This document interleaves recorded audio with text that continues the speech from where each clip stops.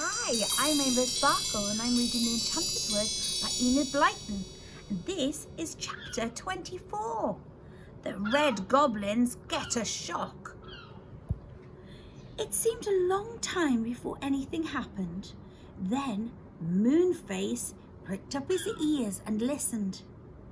Someone's coming up the slippery slip, he said. It must be the little squirrel.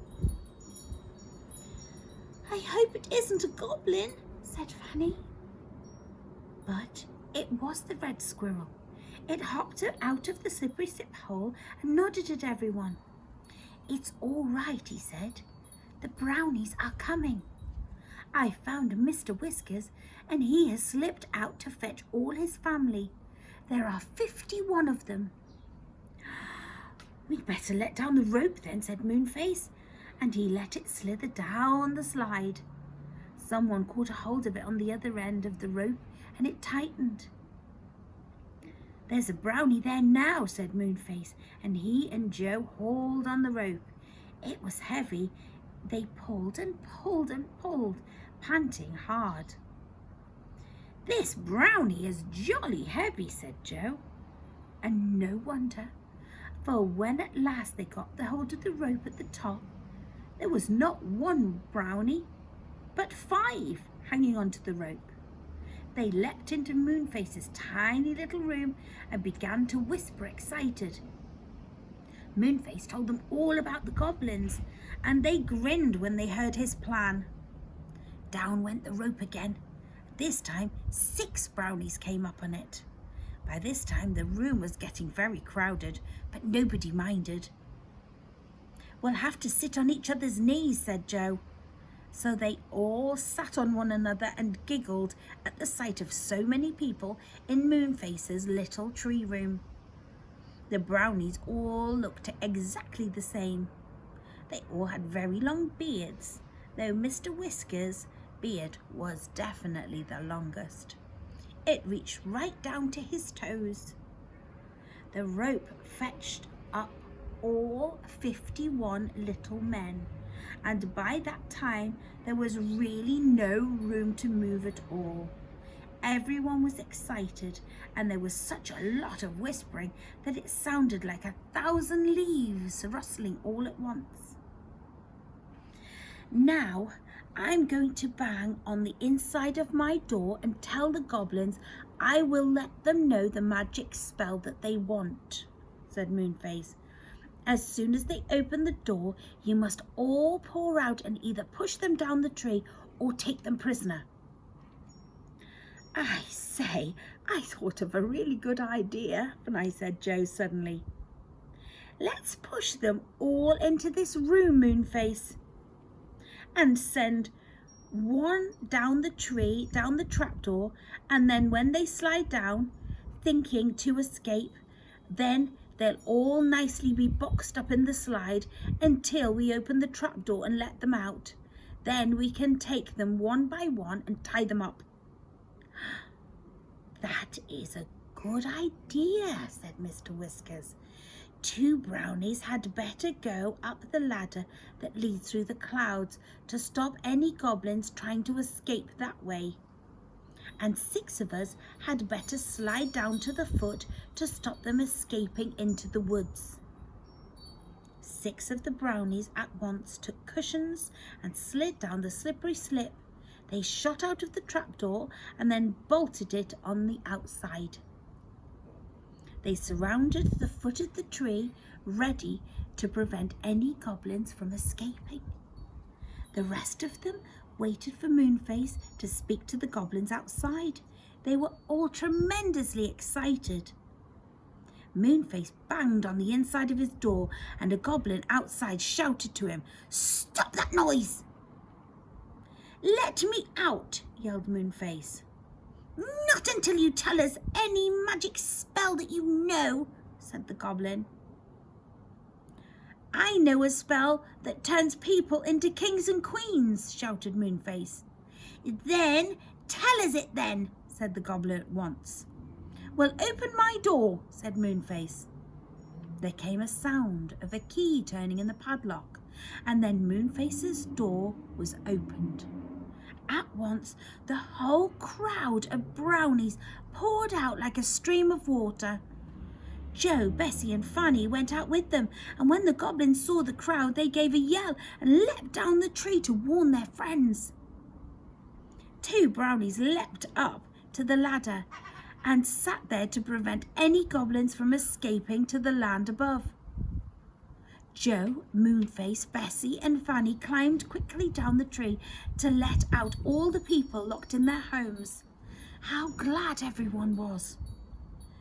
Mother Washalot was very angry at being locked in. "I'll teach those goblins to lock me in," she shouted. And the old dame picked up her wash tub and began to throw the water all over the goblins climbing about the tree. What a shock for them that was! Joe couldn't help but laughing. He unlocked Mr. What's-his-name door, and out came Mr. What's-his-name, shouting with rage, followed by Saucepanman. What's-his-name seemed to be all about with fists, and he threw them at the goblin and began to pummel them as if he was beating carpets. The Saucepanman acted in a surprising manner. He took off one saucepan after another, one kettle after another, and threw them at the escaping goblins. Crash, bang, clatter! My goodness, he was a good shot. Fanny stopped and watched him in amazement. They let out the barn owl and the 3 owls that lived together. They flew at the goblins, screeching and hooting. The angry pixie was so very angry that he flew at Joe when he let him out, and then Joe explained to him all about the goblins and that he must fight them and not him. Bessie let Silkie out, but Silkie was rather frightened at all the noise and shouting. Still, she managed to catch one goblin by tying him up with one of her curtains. Silkie and Bessie then took the goblin at the tree and pushed him into Moonface's room. When he found the slippery slip, he slid down in delight, thinking he was escaping.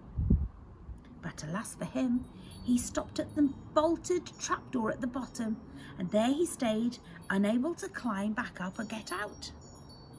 Many other goblins were caught that way too. They tried to escape from the brownies by running down the tree to the wood, but when they did, they found 6 strong brownies at the foot of the tree and climbed up the tree instead, thinking they could escape into their own land at the top. And then, of course, they found 2 brownies on the ladder, who pushed them down again.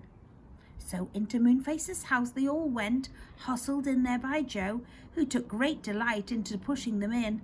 One by one, they tried to escape cleverly by sliding down the slippery slip, and soon the slide was crowded with goblins, piled in one after another. Dawn came and the sun shone out, lighting up the great branches of the enormous faraway tree.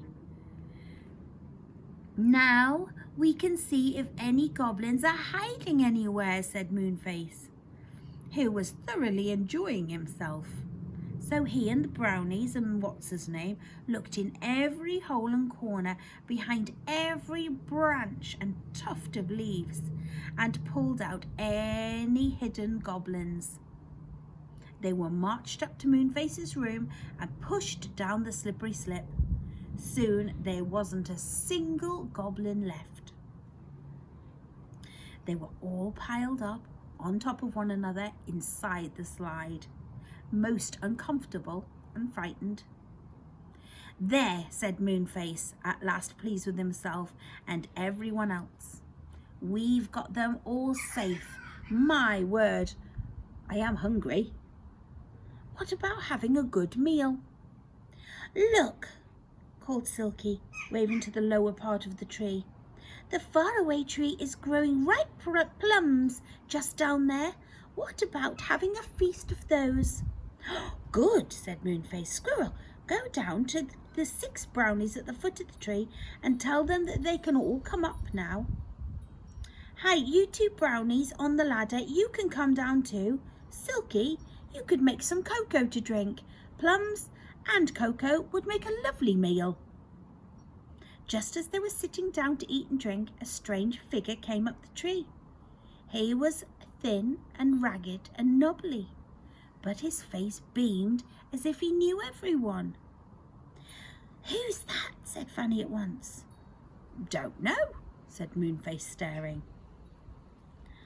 "I seem to have seen that face before," said Bessie. "He's a funny-looking creature," said Joe. "He looks rather like a scarecrow to me."